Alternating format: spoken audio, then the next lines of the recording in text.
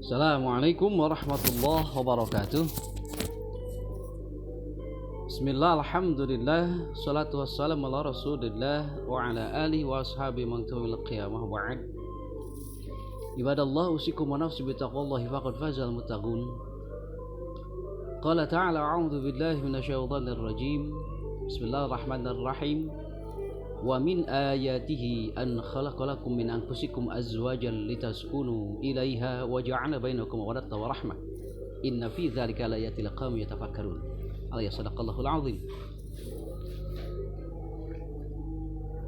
Puji dan syukur kita panjatkan kepada Allah, rahmat dan salam semoga dilimpahkan kepada habibana wa nabiyana Muhammad sallallahu alaihi wasallam, kepada keluarga, sahabat, kepada umatnya termasuk kita semua. Mudah-mudahan kita juga diaku sebagai umat Rasulullah dari dunia sampai akhirat nanti. Amin ya rabbal alamin. Halo para PJers, para penghulu gaul, subscribers.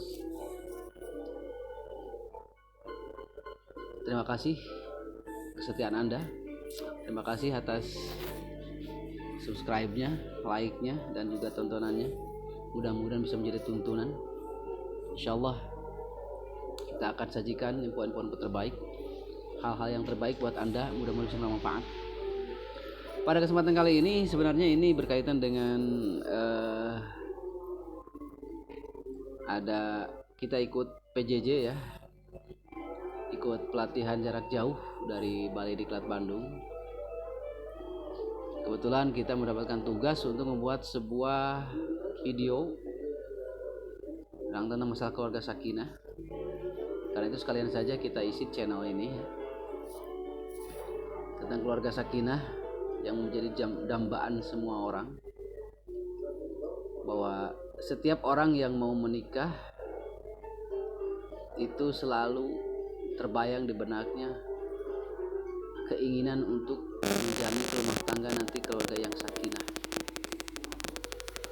dan tujuan itu kemudian tidak akan mudah digapai kalau kemudian kita tidak memiliki pengetahuan yang cukup tentang apa yang akan kita gapai. Seperti ketika ngomong kita baiti jannati, surgaku, rumahku adalah surgaku. Bayangan kita rumahku adalah surgaku adalah sesuatu hal yang abstrak. Kenapa? Karena kita belum pernah melihat surga. Jadi ketika Anda mengatakan bahwa rumahku adalah surgaku, seperti apakah itu? Itu akan menjadi susah untuk kemudian definisikan, dan kemudian akan kemudian menjadi susah juga untuk digapai. Sama juga seperti keluarga sakinah. Ketika kita ngomong keluarga sakinah, apa itu keluarga sakinah? Maka kemudian itu menjadi sebuah hal yang ambigu kalau kita tidak mengetahui konsep-konsep dasar tentang keluarga sakinah. Oke, biar tidak berlama-lama kita ngomong mulai saja dari keluarga ya. Keluarga itu sebuah susunan unit terkecil masyarakat. Keluarga, individu, kemudian ada keluarga. Kalau ini keluarga itu unit terkecil dari masyarakat, unit sosial terkecil dari masyarakat. Itu keluarga yang terdiri dari biasanya itu suami, istri, dan kemudian anak. Atau juga kadang ada suami dan istri saja, tidak ada anak dan sebagainya. Nah, kalau itu kemudian digabung dengan sakinah, sakinah sebenarnya dari mana? Sakinah itu sebenarnya ngambil dari ayat yang tadi saya baca. Di antara ciri-ciri kekuasaan Allah Subhanahu wa taala adalah menjadikan di antara kita pasangan bagi kita. Jadikan pasangan buat kita. Kemudian ada di kata-kata litas kunu ilaiha, supaya kita menjadi tenang. Loyog kalau bahasa santri Sunda bilang loyog condong ya, litas kuno gitu. Supaya kita tenang terhadapnya. Kemudian Allah menjadikan di dalamnya ada mawadah dan warahmah. Kemudian muncullah ungkapan-ungkapan mudah-mudahan menjadi keluarga sakinah, mengeluarkan yang sakinah, mawadah dan warahmah. Nah, ini kan kalau hanya melihat konsep seperti tadi, kita melihat dari konsep dasarnya dulu, bahwa dari mana kita sakinah itu diambil dari kata litas kunu, supaya kita tenang, damai, nyaman di dalamnya bersama dengan wanita tersebut, dengan pasangan kita, bukan dengan pasangan tersebut. Kan itu menjadi sesuatu hal yang kemudian bisa diukur, measurable. Meskipun kemudian ketenangan, kenyamanan itu pun bukan suatu hal yang bersifat materi, tapi minimal ada ukuran bagi kita masing-masing. Bagaimana kita menjadi nyaman, bisa benar menjadi tenang, tentram dalam berkeluarga. Nah itu kemudian maka ada muncul pengertian yang disampaikan oleh beberapa ahli.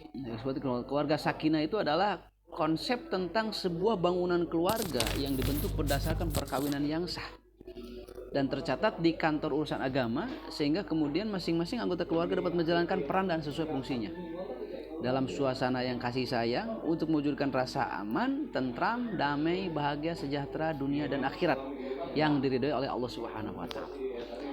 Ini karena sebuah definisi yang namanya definisi itu harus syamil ya, harus jami, harus menyeluruh.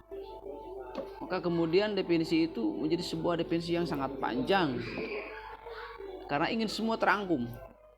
Walaupun kemudian ini hanya beberapa hal saja yang bisa kemudian diukur, yang measurable. Seperti tadi, perkawinan yang sah itu bisa diukur. Artinya apa? Apakah sudah sesuai dengan aturan agama atau belum? Kemudian tercatat di KUA itu bisa diukur. Ada, tinggal kita datang ke KUA apakah tercatat atau tidak. Ini keluarga yang sakinah. Nah, ketika menjalankan peran sesuai fungsinya, nah ini peran bapak seperti apa, peran ibu seperti apa, peran anak seperti apa. Ini pun kita harus rinci juga. Nanti harus rinci seperti apa peran ayah, seperti peran ibu, seperti apa peran anak dan sebagainya. Sehingga kemudian tidak salah dalam memposisikan mereka dalam berkeluarga tersebut. Kemudian dalam suasana kasih sayang, ini kan di dalam tadi disebutkan di ayat waja'alna bainakum mawaddah. Ada dalamnya ada mawaddah, rasa cinta, warahmah dan rahmah, rasa sayang. Maka kemudian digambarkanlah dalam definisi tersebut, dalam suasana kasih sayang untuk mewujudkan rasa aman, tentram, damai, bahagia, sejahtera dunia dan akhirat. Jadi ada disebutkan suasana kasihnya, sayangnya ada.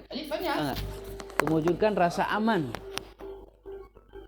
Ini kan kembali ke litaskunu tadi. Mewujudkan. Jadi litaskunu supaya kemudian, kalau kata ayat Qur'annya itu kan litaskunu supaya Anda tenang ilaiha terhadap pasangan Anda tersebut.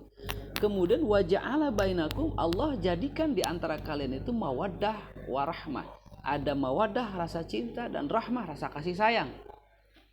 Nah, kalau di sini kan jadi dibalik. Jadi dalam suasana kasih sayang untuk mewujudkan rasa aman, rasa tentram, damai, bahagia, sejahtera dunia akhirat yang diridhoi oleh Allah Subhanahu wa taala. Nah, ini it's okay, never mind, enggak apa-apa ini, enggak apa-apa. Karena ini sebuah definisi yang kemudian berdasarkan hasil penelaahan. Tidak ada yang salah. Cuman kalau kita lihat tadi bahwa ketika sebuah keluarga litaskunu sudah menjadi sakinah, maka pasti di dalamnya akan diciptakan oleh Allah mawaddah dan rahmah.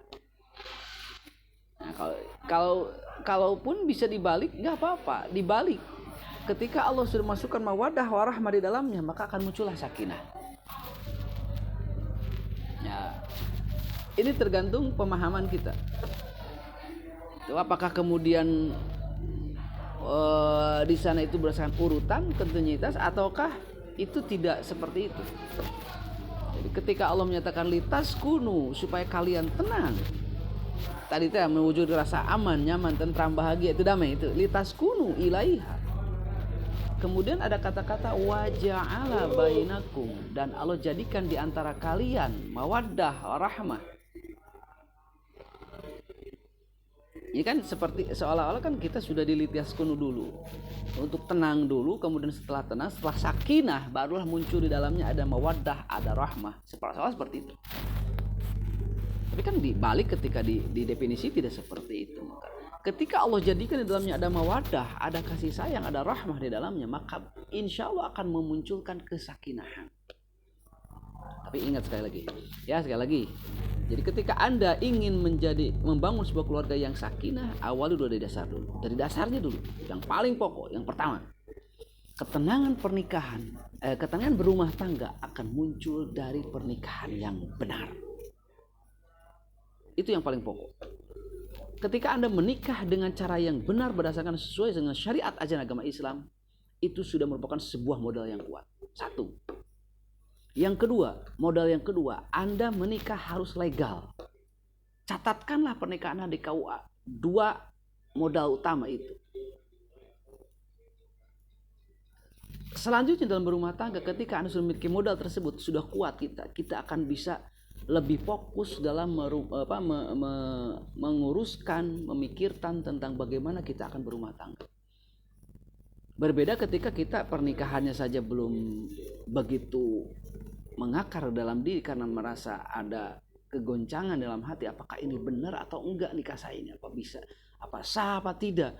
Itu berpengaruh besar terhadap kehidupan kita.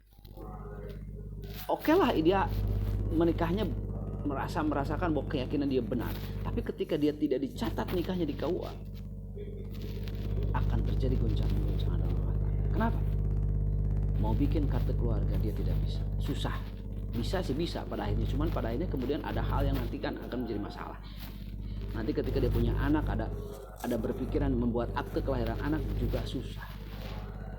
Kemudian anak nanti sekolah ketika tidak punya akte kelahiran, dia akan banyak hal-hal yang kemudian berkaitan dengan kehidupan sosial bermasyarakat, juga akan perhatikan nanti buku nikah dan segala macam. Maka sekali lagi saya bilang, ke depan kita akan mengukur masalah penerapan atau pelaksanaan fungsi dan peran masing-masing pasangan antara suami dan istri dan juga anak nanti. Seperti apa memposisikan peran-perannya masing-masing. Tapi di samping itu yang paling pokok menurut saya adalah yang paling dasar yang harus dibenarkan. Apa? Pernikahan Anda, yakinkan bahwa pernikahan Anda bersesuai dengan syariat ajaran agama Islam. Yang pertama itu. Kemudian yang kedua, yakinkan, pastikan bahwa nikah Anda tercatat legal di kantor urusan agama. Setelah punya modal dasar itu, kita akan lebih fokus ke dalam berumah tangga, sehingga kemudian nanti ke depan tinggal kalau orang melangkah itu sudah mulai langkah pertama, maka tinggal melanjutkan langkah-langkah berikutnya. Berbeda kalau kita misalkan tadi masih ada permasalahan di merasa dasar tadi, pasti kita akan balik lagi ke belakang, tidak akan langsung melangkah ke depan. Ya, masalah rezeki jangan takut. Wa ma min dabatin fil ardi illa Allah rizquha. Tidak ada satupun yang merayap di muka bumi kecuali pasti Allah memberikan rezeki kepadanya. Iyakunu fuqara yughnihimullah min fadlih. Kalaupun kalian orang yang fakir, yang kekurangan, maka yughnihimullah min fadlih. Allah akan memberikan kecukupan buat kalian. Akan mensejahterakan kalian. Ya. Nah, kemudian ke depannya kalau kita memahami hak dan kewajiban masing-masing, itu berat pelaksanaannya. Cuman harus dilaksanakan, tapi berat, nggak apa-apa, perjuangkan. Tapi yang paling penting, setelah memahami hak dan kewajiban masing-masing, kembangkan sikap salinglah, saling menghargai, kemudian saling membantu. Yang paling penting kita rumuskan dulu bahwa kita punya tujuan yang sama, ingin bentuk keluarga yang sakinah, mawaddah, warahmah bersama dengan pasangan kita. Maka ke depan apapun yang terjadi, tujukanlah tujuan dua insan yang berbeda ini untuk menuju satu jalur yang sama. Sehingga apapun yang terjadi ke depan, hadapilah secara bersama-sama. Tidak mengedepankan mana siapa haknya, mana kewajibannya, tapi tujukanlah pada tujuan yang sama. Sakinah, mawaddah, warahmah. Mudah-mudahan bermanfaat. Itu saja yang bisa sampaikan. Mohon maaf karena kita dibatasi oleh durasi juga ya. Itu saja, mudah-mudahan bermanfaat. Sekali lagi, usikum wa nafsi bittaqwallah. Wa'afu minkum. Assalamualaikum warahmatullahi wabarakatuh.